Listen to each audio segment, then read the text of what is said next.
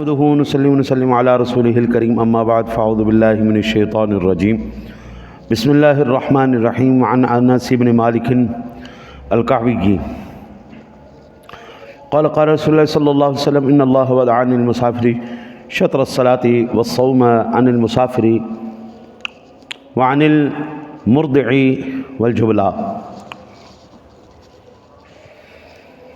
حضرت انس بن مالک رضی اللہ تعالیٰ عنہ کعبی سے روایت ہے، فرماتے ہیں کہ میرے آقا نبی اکرم صلی اللہ علیہ وسلم نے ارشاد فرمایا کہ اللہ تعالیٰ نے مسافر سے آدھی نماز معاف فرما دی اور روزہ مسافر دودھ پلانے والی اور حاملہ سے۔ یہاں پر سب سے پہلے جو آقا جی علیہ الصلوۃ والسلام نے ارشاد فرمایا وہ یہ ہے کہ مسافر پر نماز قصر واجب ہے، مسافر پر نماز آدھی کر دی گئی۔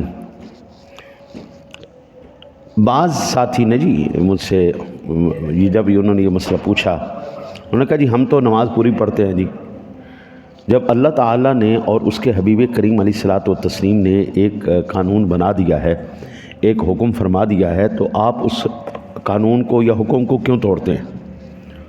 نماز قصر ہے مسافر کے لیے تو قصر ہے، اللہ اور اس کے رسول صلی اللہ علیہ وسلم کے حکم کی خلاف ورزی نہیں کی جائے گی۔ ہاں، ایک صورت میں مسافر نماز پوری پڑھ سکتا ہے، جب جماعت کے ساتھ مقیم امام کے پیچھے نماز پڑھے۔ جماعت کے ساتھ اگر مقیم امام ہے تو پھر نماز وہ پوری ادا کرے گا، کیونکہ مقتدی امام کی اقتداء میں ہوتا ہے۔ اور اگر امام بھی مسافر ہے تو پھر وہ دونوں کے لیے ضروری اور واجب ہے کہ وہ نماز کو قصر کریں۔ ایک بات تو یہ ہوگی اس حدیث پاک سے۔ دوسرا، 3 شخصوں سے روزے کا فوری وجوب معاف ہو چکا ہے۔ ہم جتنے بھی مقیم حضرات ہیں ان تمام کے لیے ایک ہی قانون ہے، رمضان آیا ہے روزہ رکھنا ہے، یہ فرض ہے ہمارے اوپر۔ رمضان آ گیا روزہ رکھو، اس کے اندر اب کوئی چوں چرا نہیں، کو آ نہیں، کوئی اس کے اندر ہیل حجت نہیں۔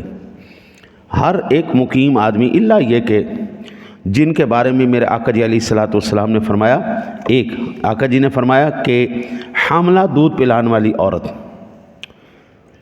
ایسی خاتون جو اپنے بچوں کو دودھ پلا رہی ہو اور اگر وہ روزہ رکھنے سے اس کے بچے کی جان کو خطرہ ہو جائے یا اس کی جان کو خطرہ ہو جائے، اس کے لیے میرے آقا جی علیہ الصلوۃ والسلام نے رعایت عنایت فرمائی ہے، نمبر 1۔ نمبر 2، اس پر پھر ان اوقات کو گزار دینے کے بعد روزہ رکھنا ہی واجب ہے۔ یہ نہیں ہو سکتا کہ حاملہ عورت اپنا دودھ پلانے والی عورت یا حاملہ عورت کمزوری کے سبب اس وقت تو چھوڑ دے، بعد میں اس کو تو طاقت مل گئی لیکن اس نے نہیں رکھا اور وہ کہے جی میں فدیہ ادا کر دوں، نہیں، ایسا نہیں ہے، اس کا فدیہ نہیں ادا کیا جائے گا، اس پر روزہ رکھنا ہی واجب ہے۔ ٹھیک ہو گیا جی؟ پھر اس کے بعد وہ فدیہ نہیں دے سکتی، یہی احناف کا مذہب ہے، قرآن حدیث سے یہی حکم اخذ ہوتا ہے۔ پھر یہ دونوں بھی اسی مسافر کی طرح ہیں جس کو سفر کی حالت میں اجازت ہے کہ روزہ قضا کر دے۔ کل میں نے حدیث پاک عرض کی تھی کہ میرے آقا جی کریم علیہ الصلوۃ والتسلیم کی ذات گرامی نے سفر کے دوران، آپ جب عصفان کے مقام پر پہنچے، آپ مکہ سے مدینہ کی طرف، مدینہ سے مکہ کی طرف جب تشریف لے جا رہے تھے تو مقام عصفان پر پہنچے تو ثم دعا بماء، آپ نے پانی منگایا، فرفعہ الی یدہ لیراہ الناس، تو آپ سرکار دو عالم صلی اللہ علیہ وسلم نے ان تمام لوگوں کو دکھایا وہ پانی، فافطر، پھر آقا جی علیہ الصلوۃ والسلام نے افطار فرما لیا۔ اب راستے کے درمیان پہلے حضور روزہ رکھتے آئے، لیکن جس وقت عصفان کے مقام پر پہنچے حضور سرور دو عالم صلی اللہ علیہ وسلم کی ذات گرامی نے روزہ افطار فرما لیا۔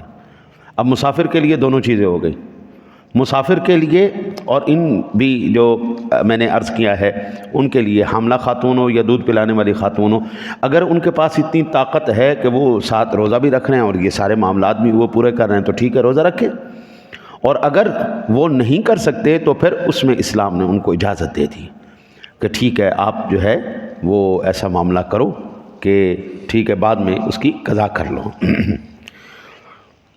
نیز ان دونوں عورتوں کو قضا کی اجازت ہے جبکہ انہیں روزہ سے اپنے بچے پر خوف ہو۔ اشعار نے فرمایا کہ مالدار عورت جس کا دودھ پیتا ہو وہ بچے کے لیے دودھ پلائی رکھے اور خود روزہ رکھے۔ ہاں، جو عورت یہ دائیا دودھ پلانے والی عورت افورڈ کر سکتی ہیں وہ پھر اس کو رکھے اور خود روزہ رکھے۔ ٹھیک ہو گیا جی۔ وعن سلمۃ بن محبق قال قال رسول اللہ صلی اللہ علیہ وسلم من کان لہ حمولۃ تأوی الی شبع فلیصم رمضان حیث ادرکہ، رواہ ابو داود۔ حضرت اسلمہ بن محبق فرماتے ہیں کہ میرے آقا جی علیہ الصلوۃ والسلام نے فرمایا جس کے پاس سواری ہو جو اسے بحالت سیری منزل تک پہنچا دے وہ رمضان کے روزے رکھے جہاں پائے۔ روزے کی اجازت کے ایسے بندے کے لیے نہیں ہے جس کے پاس آرام دہ سواری ہو اور وہ آرام دہ سواری پر اپنی منزل مقصود پر پہنچ جائے۔ ٹھیک ہو گیا جی۔ آج کل بہت آسان ہو گیا، آپ گھر سے اپنی گاڑی پہ نکلتے ہیں یا پھر رائڈ کروا لیتے ہیں، وہ آپ کو بس تک پہنچا دیتی ہے، بس آپ کو منزل مقصود تک پہنچا دیتی ہے، وہاں سے رکشہ گاڑی ٹیکسی لے کے آپ اپنی منزل مقصود تک پہنچ جاتے ہیں۔ اس میں کوئی کسی قسم کی کوئی پریشانی اور مسئلے کا یہ ان مسافرین کے لیے ہے جو چلیں، ان کے لیے سفر جو ہے پیدل، پہلے سفر پیدل ہوتا تھا، ہاں جی، پیدل سفر کرنا، گدھے گھوڑوں پہ سفر کرنا، اونٹوں پہ سفر کرنا، وہ تو آج خود ایک آزمائش ہے، وہ آج خود ایک آزمائش ہے۔ تو اس آزمائش سے بچنے کے لیے میرے آقا جی علیہ الصلوۃ والسلام نے فرمایا آپ اپنی جان کو پریشانی میں نہ ڈالو، آپ ایسا کرو آپ افطار کر لو۔ جن کے پاس سواری ہو، سواری پر وہ خیر و عافیت سے گھر پہنچ سکتے ہیں، پھر وہ روزہ رکھے، وہ چھوڑے نہیں۔ اچھا جی۔ وعن جابر ان رسول اللہ صلی اللہ علیہ وسلم خرج عام الفتح الى المکہ فی رمضان فصام حتى بلغ القراع غمیم فصام الناس ثم دعا بقدح من ماء فرفعه حتى ينظر الناس إليه ثم شرب فقيل له بعد ذلك إن بعض الناس قد صام فقال أولئك العصاة رواہ مسلم۔ یہ مسلم شریف کی روایت ہے۔ امام مسلم نے حضرت جابر رضی اللہ تعالیٰ عنہ سے روایت کیا، وہ فرماتے ہیں کہ میرے آقا جی علیہ الصلوۃ والسلام فتح مکہ کے سال رمضان مبارک میں مکہ معظمہ کی طرف روانہ ہوئے تو روزہ رکھتے رہے حتیٰ کہ قراع الغمیم پہنچ گئے، لوگ بھی روزہ دار رہے۔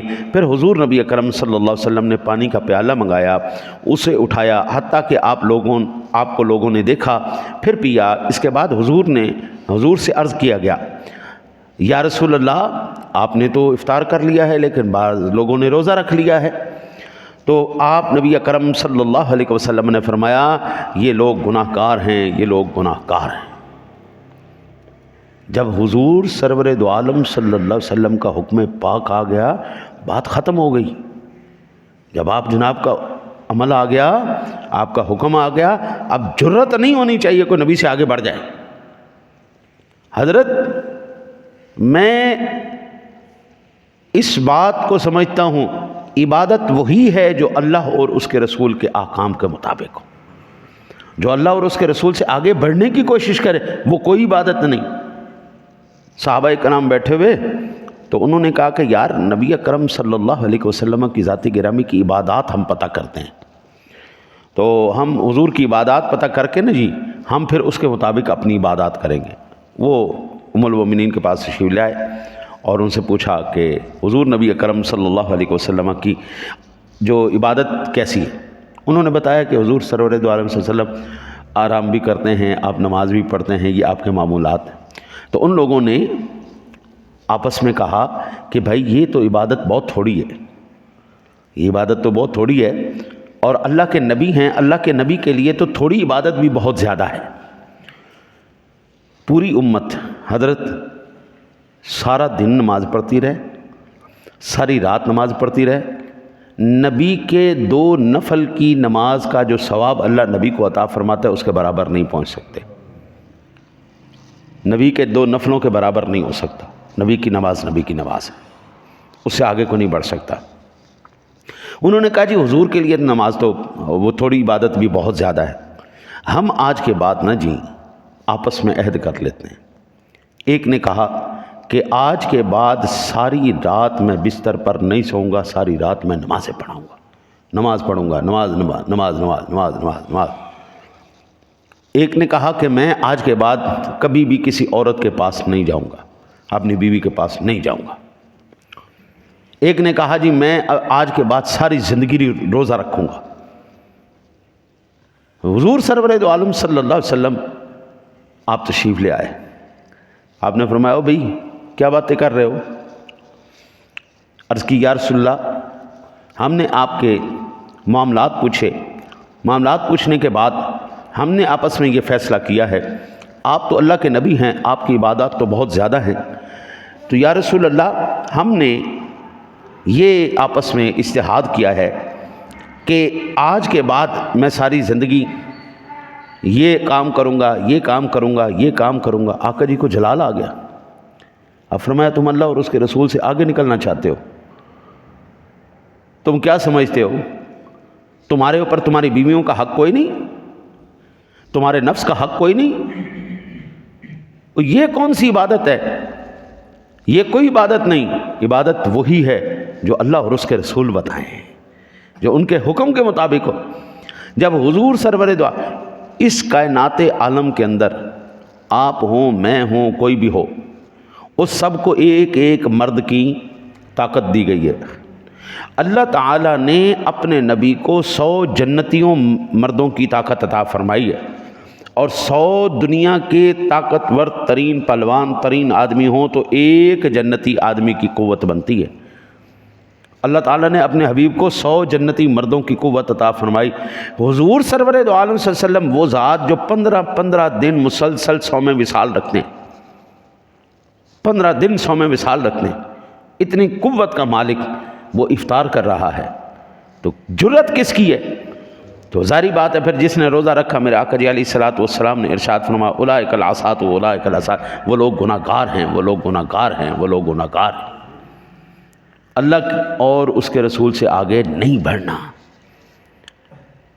پھر میرے آقا نبی اکرم صلی اللہ علیہ وسلم کہ ایک اور فرمان عبد الرحمن بن عوف قال قال رسول اللہ صلی اللہ علیہ وسلم صائم رمضان فی السفر کالمفطر فی الحضر رواہ ماجہ.